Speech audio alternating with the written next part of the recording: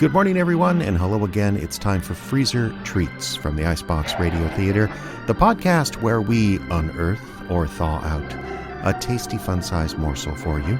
And we're in the middle of 13 days of Halloween, featuring all our best horror stories. And of course, this is just a small version of these plays. If you'd like to listen to the whole thing, just go to the show notes of this episode. There is a link to this episode directly, as well as a link to the podcast in which it appears. And in keeping with the season, a ghost story today. This is entitled Pickaxe Hill, and it stars Neil Smith and Victoria Olsen. And it's one of my all-time favorite ghost stories because it's so very International Falls. It's about moving to the lake and about ideal conditions that turn out horribly. And I don't know, I just really like the way this particular story came out. So let's enjoy a scene now from Pickaxe Hill. Maybe he was a little off beforehand. Maybe it was her cheating on him that changed him. I don't know. Alls I know is what happened that October. I guess he talked her into driving up for the weekend. He only bought a small bag. There was an old fella lived in my house then. He had one of them little dogs that needs to be walked in the middle of the night. He's out walking his dog on the beach there, and here's what sounds like a skill saw. A what? A circular saw. A power saw. I'm sorry. Go ahead. A saw there in the basement of your place. Now this old fella, he knows the young man never so much as put a hammer to a nail in his life. So he gets curious. He went and looked in the basement window and, well, there he was. They think he strangled her first and then went to work disposing of her. Old fella called the cops and they took the guy away quietly.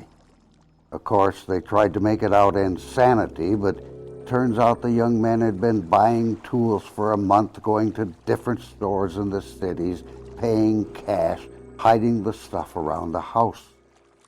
You know what they call that in court? They call it premeditation. Well, it sounds like quite the local legend. No, ma'am. You've got it wrong. That there is called local news. The legend part, that's what happened next. They gave him life and put him away down in Stillwater. That's when your legend started. They called him the Ghost, kept to himself fanatically. Good way to get yourself killed inside, but not him. He spooked the general prison population. He'd talk in rooms when he was sitting alone, whole conversations with people he could only see, and he seemed to know things. He would tell men when loved ones of theirs on the outside were dying, and he was always right.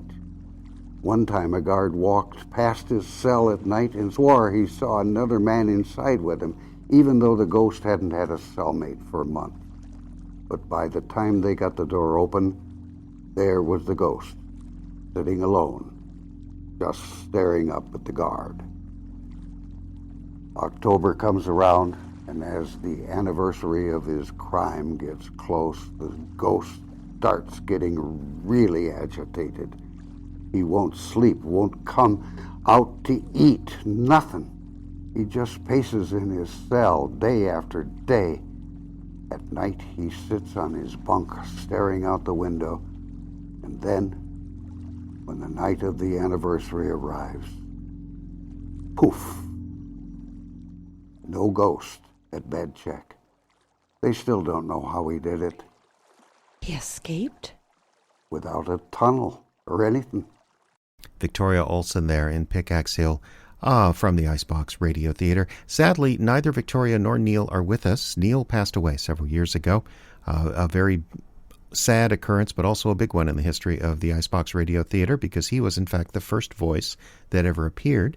And Vicky is alive and well and living in St. Paul. Vicky, we wish you'd visit soon and maybe even do a little work for us over the interwebs, if that were possible. Okay, one day left in Freezer Treats, 13 days of Halloween. I'll be back tomorrow with another sample of something tasty from the Icebox Radio Theater.